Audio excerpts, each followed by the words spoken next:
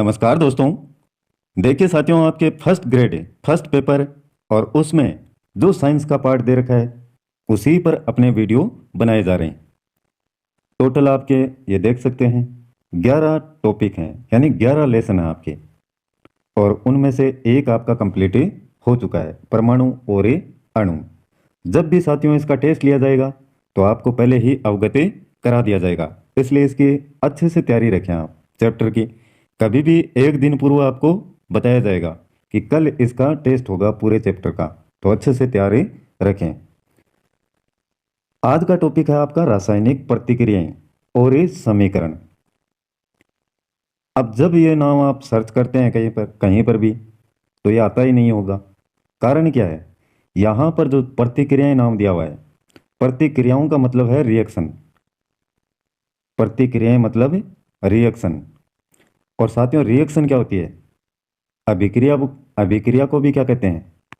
Reaction ही कहते हैं। तो ये रासायनिक अभिक्रिया और ये समीकरण टॉपिक है आपका, ध्यान रखें इसका। केमिकल जब आपस में अभिक्रिया करते हैं उसी को कहते हैं रासायनिक अभिक्रियाएं। देखिए, जैसे साथियों ऑक्सीजन है आपकी, और उसके साथ में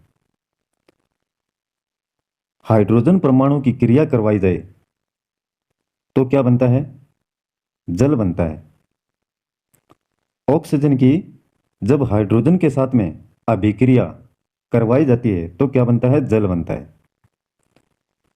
जो अभिक्रिया करते हैं, ध्यान से देखिएगा, जो अभिक्रिया करते हैं यानी करने वाले, उनको कहते हैं अभिकारक। उनको क्या कहते हैं? अभिकारक कहते हैं या रिएक्टेंट। तो ये सारे के सारे नाम आपको ध्यान में रखने हैं। अभिक्रिया को प्रारंभ करने वाले अभिकारक कहलाते हैं। दो या दो से अधिक यौगिक तत्व या परमाणु आपस में क्या करते हैं? संयोग करते हैं, और संयोग करने के बाद में एक नया पदार्थ बना लेते हैं, एक नए पदार्थ का निर्माण करते हैं, उसी को कहते हैं रासायनिक अभिक्रियाएं। अब थोड़ा सा और देखेंगे। जैसे ऑक्सीजन के साथ में अपन ने अभिक्रिया की हाइड्रोजन की, और बना क्या? जल। ये तो आपका अभिकारक हो गया। ये जो बना है, नया पदार्थ एक डेवलप हुआ है, उसको कहते हैं उत्पाद। क्या कहते हैं? उत्पाद या प्रोडक्ट। अभिकारकों के द्वारा क्रिया करने पर बनने वाला पदार्थ आपका क्या कहलाता है? उत्पाद। ये इसकी परिभाषा है। अब साथियों, इसमें जो अभिक्रियाएं होती हैं कुछ तो इस प्रकार के होते हैं जिसमें एक नया पदार्थ बन गया, और बनने के बाद में उससे वापस से पुनः वही पदार्थ निर्मित नहीं हो पाते हैं। जैसे जैसे आपका दूध है साथियों, दूध की क्रिया करवाई। देखिए, ये उदाहरण है साधारण सा, जिससे आर्ट्स के स्टूडेंट हैं वो समझ सकें। दूध में आपने क्या डाली? छाछ। तो दूध का संयोग किसके साथ में हुआ? छाछ के साथ में। और जब आपस में इनकी रिएक्शन होगी या विक्रिया होगी, आपस में क्रियाएं करेंगे, तो क्या बनेगा? आपका दही बन जाएगा। तो ये क्या बना? एक नया पदार्थ बन गया। और जो नया पदार्थ ये बनता है, ये होता है स्थायी। ये क्या होता है? स्थायी। इस प्रकार की अभिक्रिया को कहते हैं अनुत्क्रमणीय अभिक्रिया। अनुत्क्रमणीय अभिक्रिया यानी वे अभिकारक जो अभिक्रिया करने के बाद में एक नया पदार्थ बनाते हैं, और उससे पुनः वो पदार्थ ना बन सकें, तो इस प्रकार की अभिक्रिया को कहते हैं अनुत्क्रमणीय। और ये होती है स्थायी, और हमेशा एक ही दिशा की तरफ ये तीर का निशान इसमें होता है। अब देखिए, ये इतनी बात आपके समझ में आ गई होगी।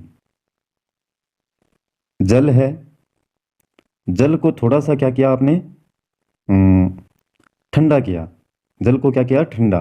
ठंडा करने पर क्या बन गई आपकी? बर्फ बन गई साथियों। जो ही जल को ठंडा करेंगे तो बर्फ बनेगी। बर्फ को थोड़ा सा टेम्परेचर दिया तो वापस क्या बन जाएगा, जल बन जाएगा। साइंस वाले की तो देखिए, साइंस के जो विद्यार्थी हैं वो तो आराम से इन बातों को समझते हैं अच्छे से, लेकिन आर्ट्स वालों के बहुत समस्या आती है इन टॉपिकों में। इसीलिए मैं साधारण उदाहरणों का प्रयोग ही करता हूँ। हालांकि साइंस वालों को ये बोरिंग लगती हैं चीजें। जल को क्या किया आपने, ठंडा किया तो बर्फ बन गई, और बर्फ को जब गर्म किया तो वापस पुनः जल बन गया। इस प्रकार की अभिक्रिया जो दोनों दिशाओं में होती है, यानी इसमें कोई भी जो उत्पाद बनता है, ये उत्पाद बना, ये स्थायी नहीं है साथियों, ये स्थायी नहीं है, ये क्या है, अस्थायी।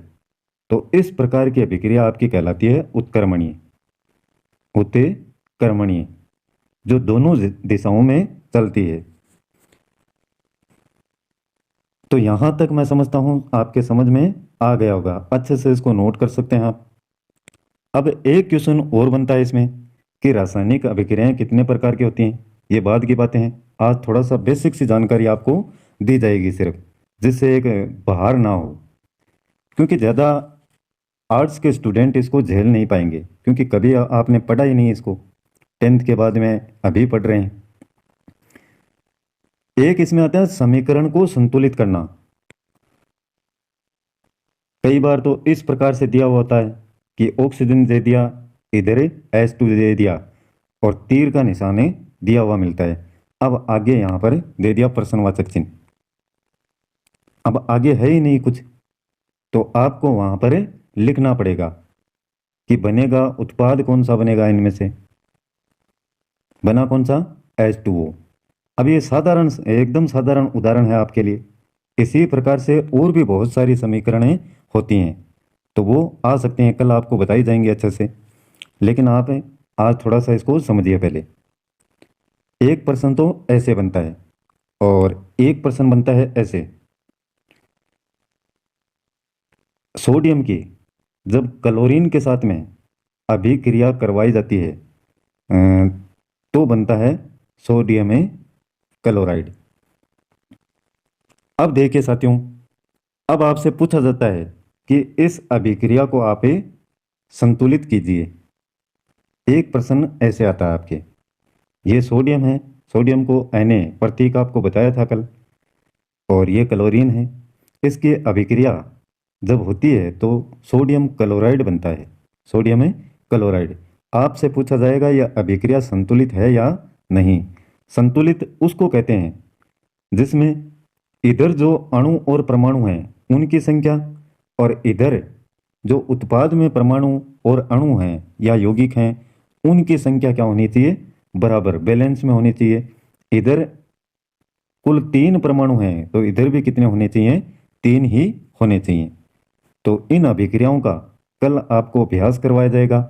आज ये बेसिक सी चीजें हैं आपके लिए, इनको थोड़ा सा आप अच्छे से देखिएगा। कल इनके प्रकारों के बारे में पढ़ेंगे और अनेक प्रकार की समीकरणों के बारे में।